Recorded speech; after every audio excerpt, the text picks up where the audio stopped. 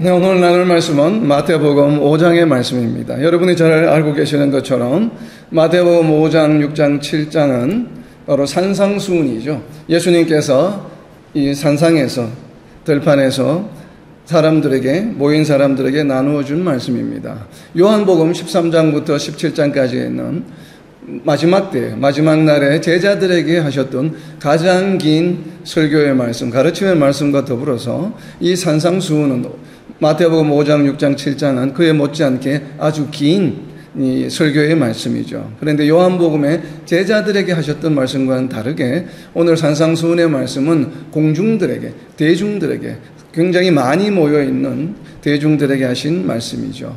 그래서 특별히 마태복음 5장 초반부에 팔복에 관한 이야기, 8가지 행동 강령에 관한 이야기에 이어서 오늘 나누는 이 본문 말씀 13절부터 16절까지의 내용은 오늘의 이 주제는 바로 무엇에 관한 이야기인가 하면 바로 다이아몬드에 관한 이야기예요. 다이아몬드. 여러분들 다 다이아몬드를 좋아하시죠? 싫어하시는 분은 없죠? 근데 우리가 이 다이아몬드는 정말 값이 많이 나가고 귀한 존재이죠. 그래서 우리가 잘 보관하고 하는데 우리가 잘 몰라서 그렇지 사실 다이아몬드를 구성하고 있는 물질과 완전히 동일한 물질로 된 재료로 만들어진 물질이 우리 주변에 너무나도 많이 있습니다. 그게 무엇인가요? 다이아몬드와 동일한, 다이아몬드하고 생긴 모양은 다르지만 그 구성 물질은 똑같아요. 100% 동일한 물질이 있습니다. 우리 주변에 너무나 흔하게. 바로 무엇인가 하면 바로 흑연이에요. 흑연. 그러니까 다이아몬드가 바로 무엇으로 이루어져 있냐면 이산화탄소로 구성이 되어 있죠. 근데 이산화탄소로 구성되어 있는 것 중에 바로 우리 연필에 들어가 있는 흑연 있잖아요. 연필심이 바로 다이아몬드하고 동일한 물질이에요. 그런데 단지 이산화탄소가 연결되어 있는 연결 방식이 다를 뿐입니다. 그러다 보니까 겉으로 드러나는 모습이 완전히 다르죠. 그런데 동일한 물질인데 이것이 하나는 다이아몬드가 되고 또 하나는 연필심이 되는 것이죠. 그 모습은 참으로 다릅니다. 마치 우리가 밀가루가 빵이 되거나 혹은 또 밀가루가 국수가 되는 것과 같죠. 국수와 빵은 완전히 다르죠. 우리에게 다가오는 이미지가. 하지만 그 구성 물질은 동일합니다. 바로 이와 같이 연필심과 다이아몬드는 동일한 재료를 가지고 있지만 겉으로 드러나는 모습과 또 우리에게 비춰지는 어떤 가치라든지 이러한 모습들은 전혀 다릅니다. 만약 여러분 앞에 지금 연필 한 자루와 다이아몬드 반지가 여러분 앞에 놓여 있다라면 여러분은 무엇을 선택하시겠습니까?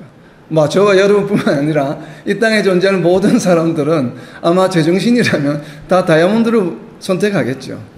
또 혹시 모르죠. 어떤 사람들은 좀 튀기 위해서 나는 연필을 선택할래 라고 하는 사람이 있을지 모르겠지만 아마도 연필을 선택하는 사람은 다이아몬드의 가치를 제대로 알고 있지 못하는 사람이겠죠. 우리가 그 존재의 가치와 그 밸류를 안다고 한다면 아마 모든 사람들이 다이아몬드를 선택하게 될 것입니다. 바로 오늘 우리가 바로 이 다이아몬드를 선택할 것인가 아니면 연필을 선택할 것인가가 우리 앞에 주어져 있습니다. 그러한 선택이 우리에게 주어졌을 때 왜 사람들은 다이아몬드를 선택하게 될까요? 왜 다이아몬드입니까? 다이아몬드는 연필심, 흑연과는 다르게 아름다움과 빛을 발하기 때문입니다.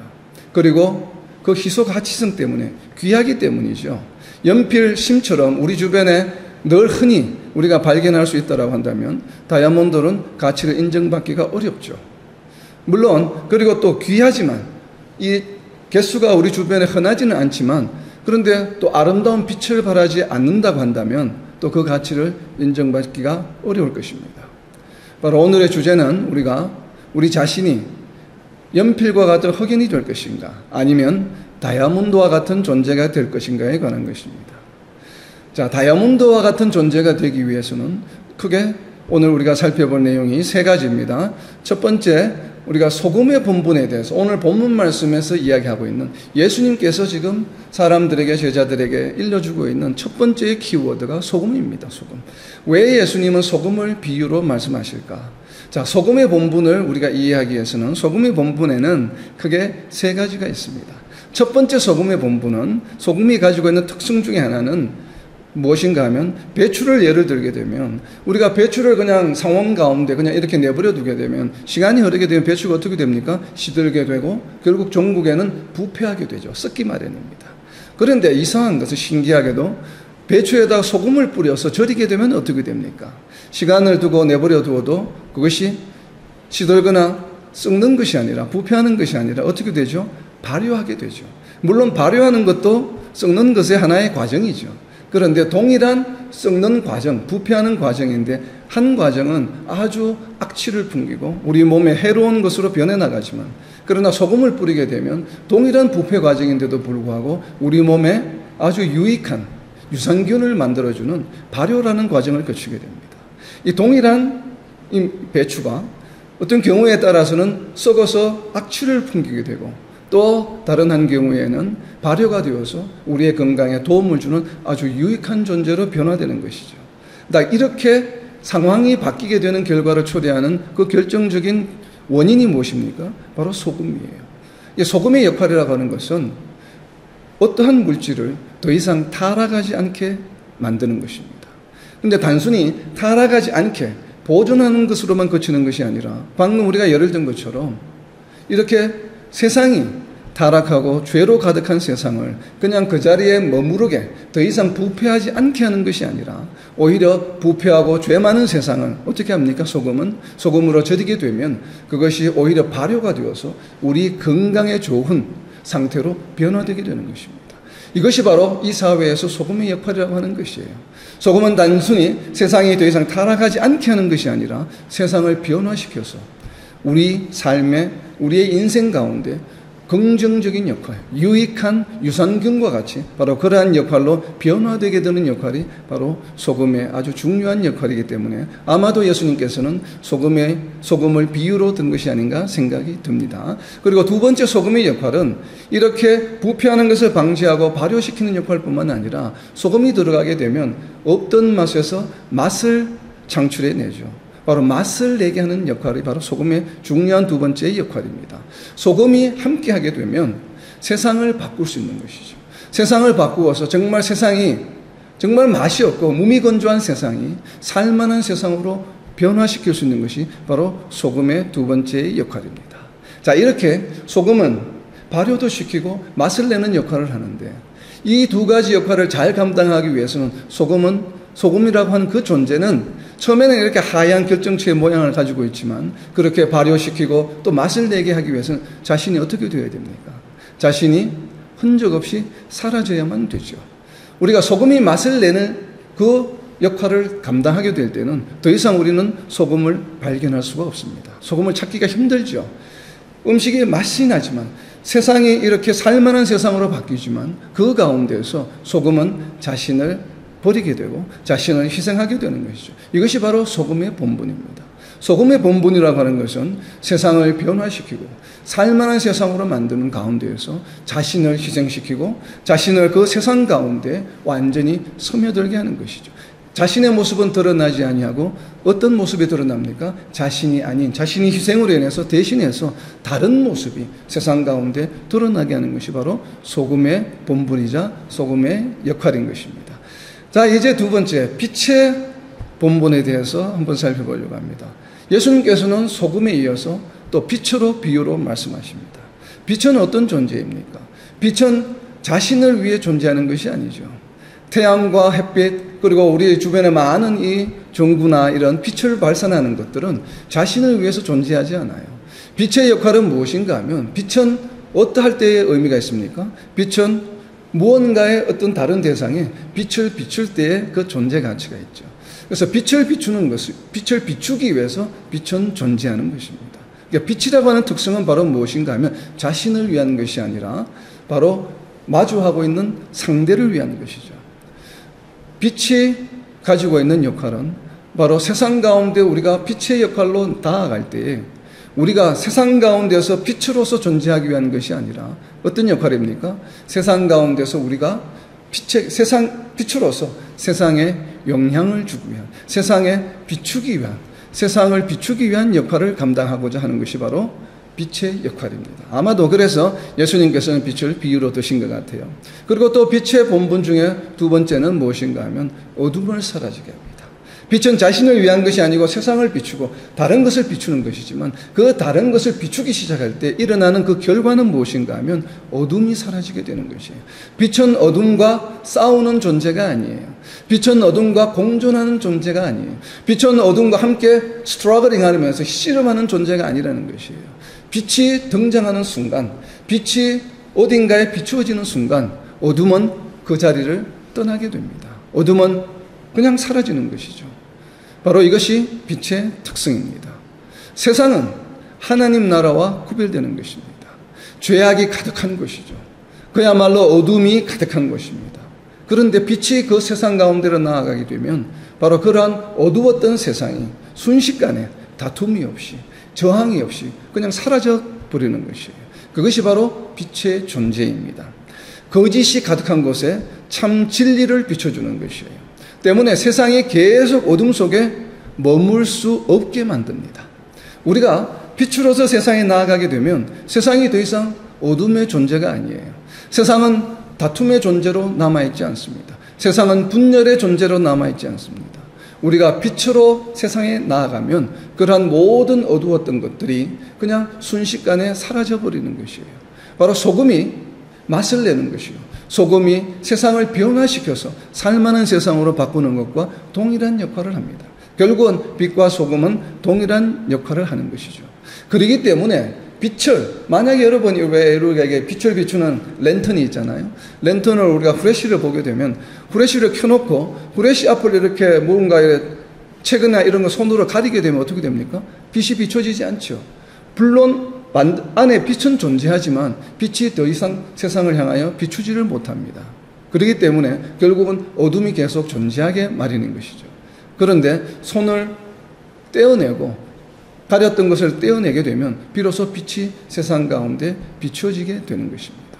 바로 이렇게 빛이 제대로 역할을 감당하기 위해서는 어딘가에 감추어져 있거나 아니면 어떤 상자 속에 들어가 있으면 되지 않겠죠. 그렇기 때문에 오늘 본문 말씀에 뭐라고 이야기를 합니까? 등잔불을 이런 어떠한 책상이나 이런 밑에 숨겨두는 것이 아니라 가장 높은 곳에, 집안의 가장 높은 곳에 올려놓는다라고 이야기를 합니다. 그것은 왜 그렇습니까?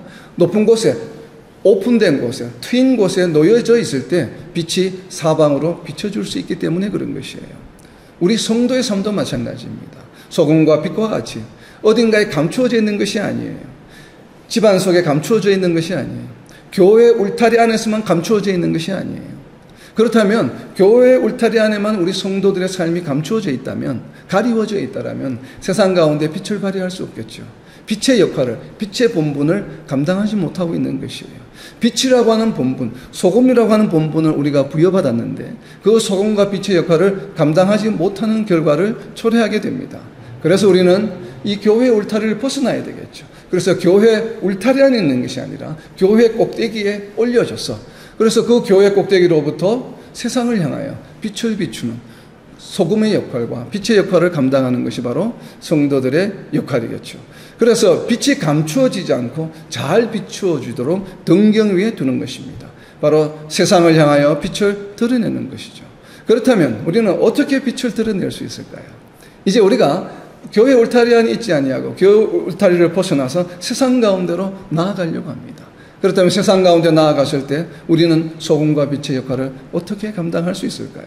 그래서 오늘 본문 말씀에는 예수님께서 무엇을 통해서 세상 가운데서 빛과 소금의 역할을 감당할 수 있다고 이야기하십니까? 바로 키워드가 착한 행실이에요. 착한 행실. 이 착한 행실은 그럼 어떤 의미입니까? 착한 행실은 세상적인 선한 일을 하는 것이 아니에요. 사람들 보기에 윤리적으로 야, 저 사람은 참 법 없이도 살겠네, 착하다라고 하는 이런 의미가 아닙니다. 착한 행실은 무엇입니까? 하나님 보시기에 착한 일이에요. 하나님 보시기에 선한 것입니다. 세상의 기준이 아니고 하나님의 기준인 것이죠. 그렇다면 이렇게 착한 행실을 하기 위한 첫 번째 조건은 무엇이겠습니까? 누구나 다 성도라면 하나님 보시기에 선한 일을 우리의 삶 가운데 하기를 아마도 원할 것입니다. 그런데 그것을 원하면서도 또 그렇게 실천하지 못하는 우리 자신들을 어떻게 보면 날마다 발견하게 되죠. 그래서 우리가 주일날 우리가 대표 기도를 할 때마다 회개의 기도를 먼저 하는 이유가 바로 무엇입니까? 우리의 연약함과 착한 행실을 제대로 실천하지 못하는 것 때문에 우리가 이런 회개 기도를 하게 되는 것이죠. 자, 그렇다면 우리가 세상 가운데서 정말 착한 행실을 하기 위해서는 해야 할 첫 번째 우리가 조건이 있습니다. 첫 번째가 바로 무엇인가 하면 로마서 12장 2절에 나타나 있습니다. 로마서 12장 2절에 보면 너희는 이 세대를 본받지 말고 오직 마음을 새롭게 함으로 변화를 받아 하나님의 선하시고 기뻐하시고 온전하신 뜻이 무엇인지 분별하도록 하라라고 하는 것이에요. 첫 번째 착한 행실을 하기 위한 첫 번째 시작은 무엇인가 하면 세상으로부터 우리가 세상으로 향해 있는 우리의 시선을 우리의 눈길을 어디로 돌려야 한다고요? 세상으로부터 눈을 떼어서 누구를 바라보아야 합니까?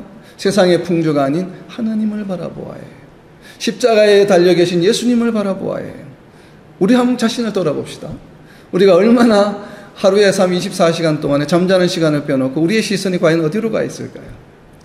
TV 화면으로, 또 휴대폰으로, 유튜브 동영상으로, 세상의 일들로, 세상의 사건으로, 정치적인 이슈로, 여러 가지 사건 사고로 그게 너무나도 우리의 마음과 우리의 영이 그것과 교제하는 시간들이 너무나도 많습니다. 어떻게 보면 우리의 모든 시간들이 아마도 우리의 시선과 마음과 우리의 영이 세상으로 향하고 있는지 몰라요.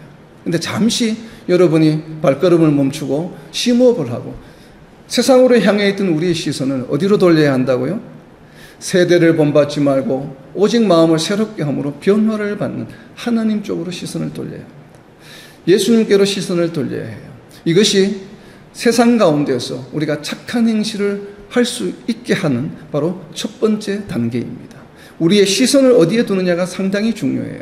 그래서 하루에 24시간 중에 많은 시간을, 오늘은 30분, 또 내일은 1시간, 또 다음 주에는 2시간, 또 그 다음 주에는 3시간, 이렇게 세상으로 향해 있던 시선을, 우리의 육신적인 시선을 하나님께로, 예수님께로 돌리는 훈련과 연습을 우리는 먼저 해야만 합니다.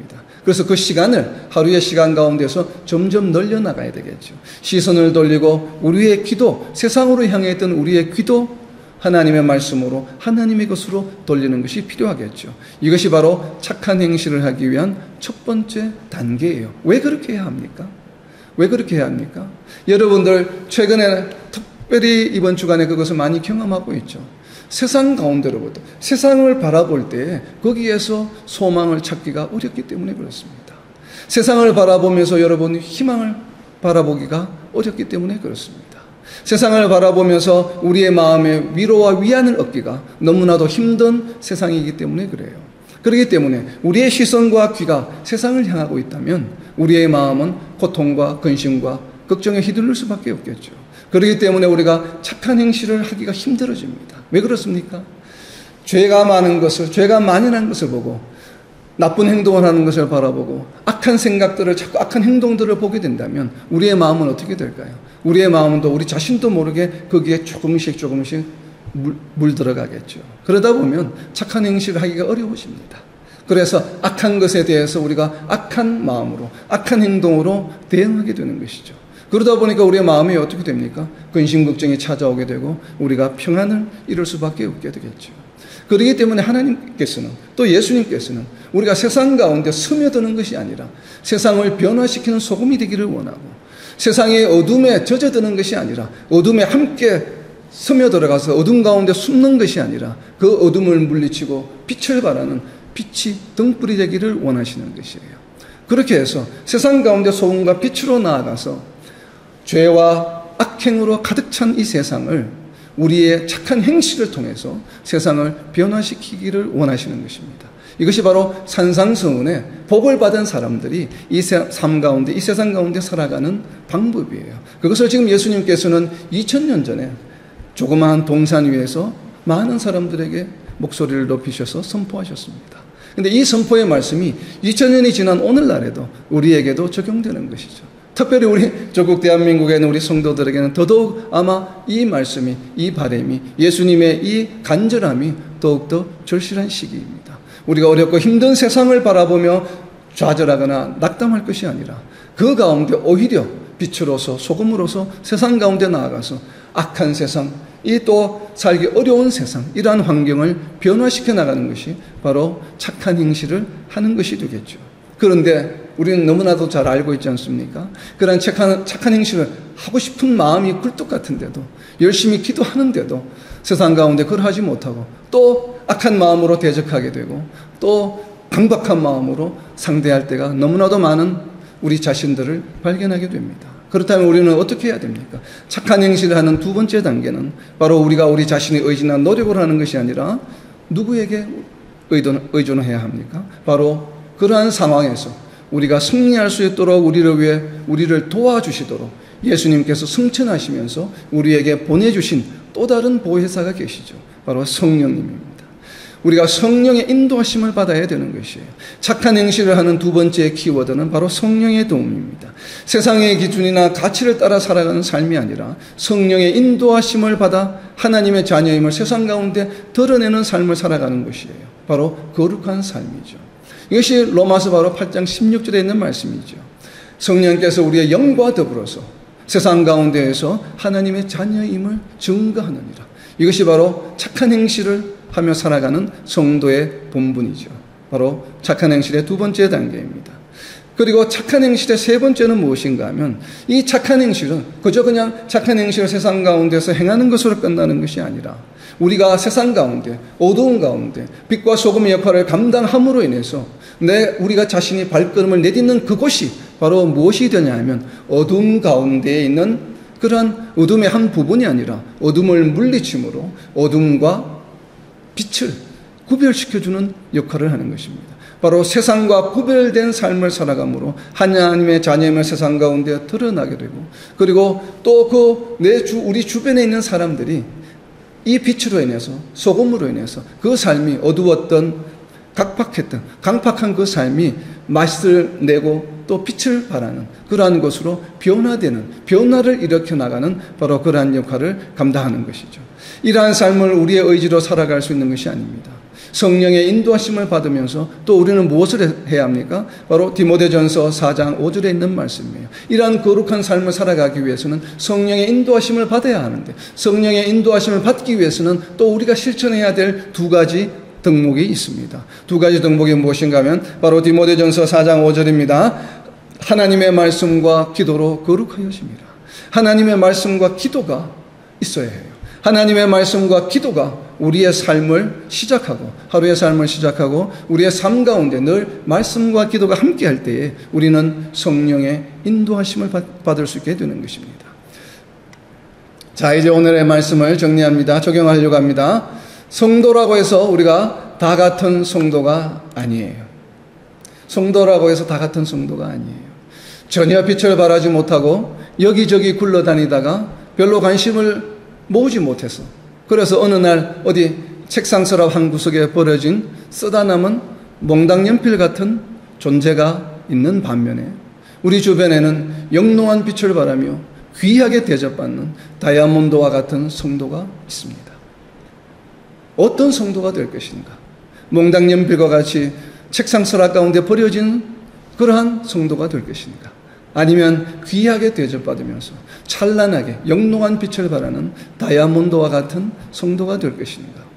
지금 바로 우리는 선택하고 결단해야만 합니다. 성도의 본분, 성도를 구원하여 주신 목적을 실천하는 다이아몬드의 삶을 살아가자라고 하는 것이 다가오는 한 주간뿐만 아니라 우리의 삶을 통해서 온 삶을 통해서 정말 다이아몬드와 같은 성도의 삶을 살아가자라고 하는 것을 좀 실천하고 싶습니다.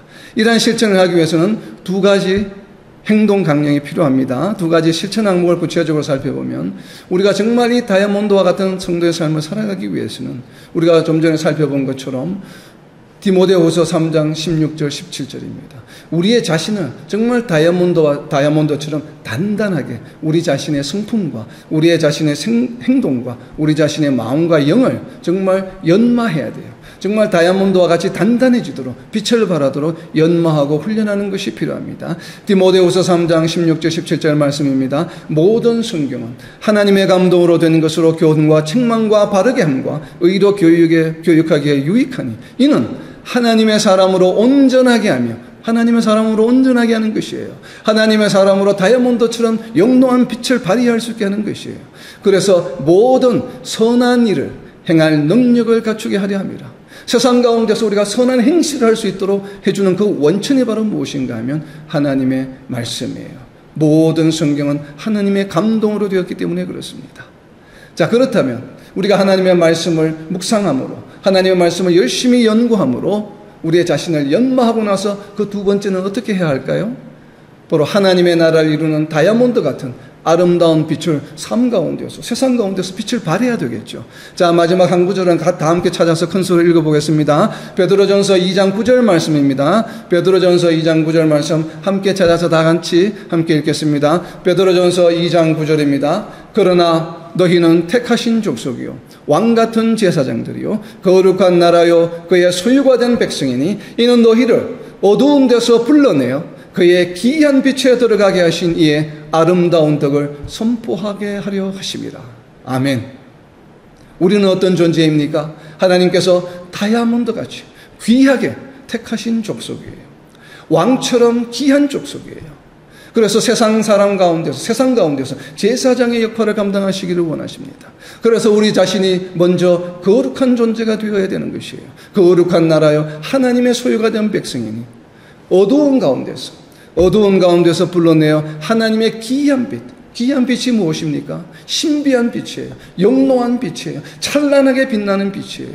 이 하나님의 빛나는 모습, 하나님의 빛나는 성품, 하나님의 빛나는 본성을 닮아서 정말 어두운 곳에서 불러내어진 같이 우리가 이제는 반대로 세상 가운데 나아가서 어두운 속에 있는 사람들을 하나님께로 불러내는 기이한 빛의 역할을 감당하는 것이에요. 그래서 하나님의 아름다운 성품을, 하나님의 아름다운 덕을 세상 가운데서 선포하게 하려 하십니다. 세상 가운데서 하나님의 아름다운 성품을, 하나님의 사랑을, 하나님의 인내와 하나님의 온유하심과 하나님의 자비하심을 세상 가운데서 드러나게 하는 것이에요. 그래서 주변에 있는 사람들을 변화시켜 나가는 것이에요. 기이한 빛, 신비한 빛, 영롱히 빛나는 빛이 바로 하나님의 성품이요 덕인 것입니다. 이 빛을 세상에 비추며 그리고 주변에 가장 가까운 성도들로부터, 내 주변에 있는 가장 가까운 성도들로부터 먼저 함께 빛을 비출 수 있도록 서로 격려하며 권면하면서 우리가 서로 도와주어야 하는 것입니다. 버려진 몽당 연필이 될 것인가, 아니면 이 어둡고 죄로 가득한 세상을 환히 비추는 영롱한 다이아몬드가 될 것인가, 선택은 저와 여러분의 것입니다.